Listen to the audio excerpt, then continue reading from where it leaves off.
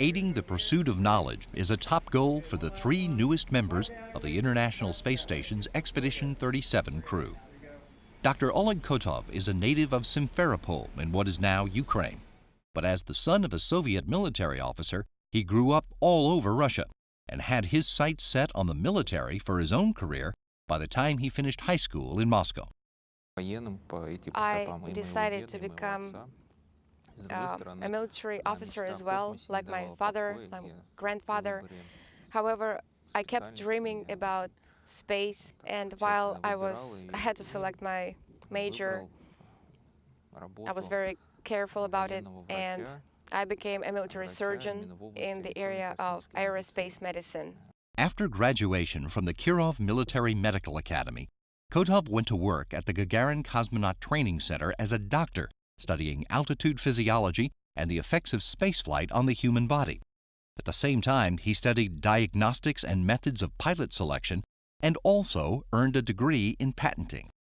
In 1996, he entered Air Force Pilot School and was selected for cosmonaut training. He made his first spaceflight in 2007 and completed 2 spacewalks as a flight engineer on Expedition 15. He did another EVA during Expedition 22 before becoming commander of the station for Expedition 23 in 2010. Kotov then served as deputy chief of the GCTC before starting training for this mission, which presented another opportunity to fulfill the human instinct to learn new things. It's a desire to understand the world around you, to expand the area where we live, to explore the space, Mars, Moon, other star systems. So it's a question about a desire to learn something new. Dr. Sergei Ryazanskiy is a rarity among Russian cosmonauts, one who was born and raised in Moscow. As the son of engineers and a grandson of Mikhail Ryazanskiy, a leading Soviet engineer specializing in missile and spacecraft radio guidance, Ryazanskiy had his sights set on a career in science at a young age. When I was a child, I wanted to become a biologist.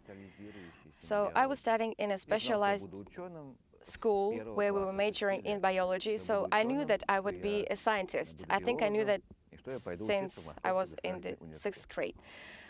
I knew that I would try to go to the Moscow State Universities, where he graduated with a degree in biochemistry and went straight to work at the Institute for Biomedical Problems at the Russian Academy of Sciences. His specialization in ways to prevent the adverse effects caused by the absence of gravity got him involved in the space industry and sparked an interest in becoming a cosmonaut himself. In 2003, he was selected to join IBMP's Cosmonaut Corps and completed basic training at the Gagarin Cosmonaut Training Center. In 2006, he earned his doctorate in physiology and space medicine.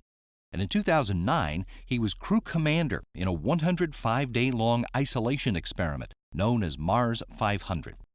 By 2010, he was certified as a GCTC test cosmonaut, which he calls the most interesting job in the world because it combines so many things. Anything you can think of is combined by this profession.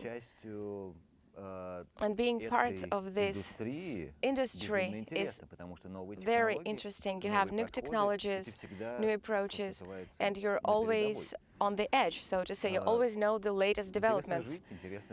It's very interesting to live this life. It's very interesting to train for this life. That's why I became cosmonaut. U.S. Air Force Colonel Mike Hopkins is from South Central Missouri, born in Lebanon and raised a few miles away on a farm outside Richland. He credits his small-town upbringing for his getting the chance to try everything in high school, not only football and other sports, but all school activities, and for developing his interest in engineering.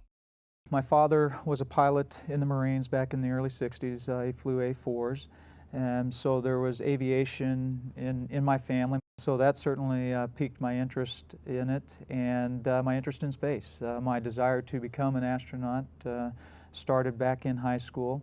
Hopkins headed to the University of Illinois to study aerospace engineering.